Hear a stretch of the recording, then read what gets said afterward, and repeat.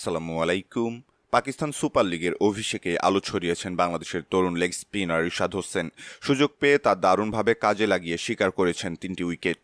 দলের সেরা বোলার ছিলেন তিনি এবং রিশাদের দল লাহোর কালান্দার্স কোয়েটা গ্ল্যাডিয়েটর্সের বিপক্ষে ম্যাচটি জিতে নিয়েছে ৭৯ রানের বিশাল ব্যবধানে। ম্যাচ শেষে অধিনায়ক শাহিন আফ্রিদি 3টি উইকেট শিকার করা রিশাদ হোসাইনকে প্রশংসায় ভাসিয়েছেন। এদিকে ম্যাচে আগে ব্যাট করে ফাকার জামানের ৩৯ বলে ৬৭ রানের দারুণ ইনিংসের পর শেষ দিকে স্যাম বিলিংসের ১৯ বলে ৫০ রানের টর্নেডো ইনিংসে ৬ উইকেটে ২১৯ রানের বিশাল সংগ্রহ দাঁড় করায় লাহোর কালান্দার্স। জবাবে রাইলি রুশোর ১৯ বলে ৪৪ রানের ঝড়ো ব্যাটিং ছাড়া কোয়েটা গ্ল্যাডিয়েটর্সের পক্ষে তেমন কেউই লড়াই করতে পারেনি। বল হাতে ৩ উইকেট শিকার করে লাহোরের সেরা বোলার ছিলেন রিশাদ হোসাইন। ইনিংসের সপ্তম ওভারে প্রথমবারের মতো বল হাতে এসে ৭ রান খরচ করেন রিশাদ। এরপর নবম ওভারে বল হাতে এসে বোল্ড করেন বিপজ্জনক হয়ে ওঠা রাইলি রুশোকে। এরপর নিজের শেষ ওভারে শিকার করেন মোহাম্মদ আমির ও আবরার আহমেদকে।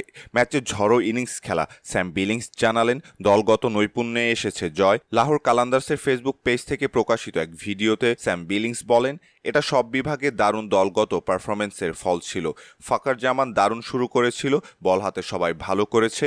আলাদাভাবে প্রশংসা করতে হলে রিশাদের কথা বলতে হবে। টাইগার লেগ স্পিনারকে নিয়ে তিনি বলেন, স্পিনাররা অসাধারণ করেছে, রিশাদ ফ্যান্টাস্টিক বল করেছে। দলে এসে রাইলি রুশোর মতো গুরুত্বপূর্ণ উইকেট নিয়েছে এবং আমাদের ফিল্ডিংও অসাধারণ ছিল। এর আগে অবশ্য অধিনায়ক শাহিন আফ্রিদিও প্রশংসায় ভাসান রিশাদকে। সব মিলিয়ে ফ্রাঞ্চাইজি লিগে নিজের অভিষেক ম্যাচটা স্মরণীয় করে রাখল লেগ স্পিনার রিশাদ হোসাইন। সম্মানিত দর্শক, এই ছিল আমাদের হাতে থাকা সর্বশেষ ক্রিকেট আপডেট।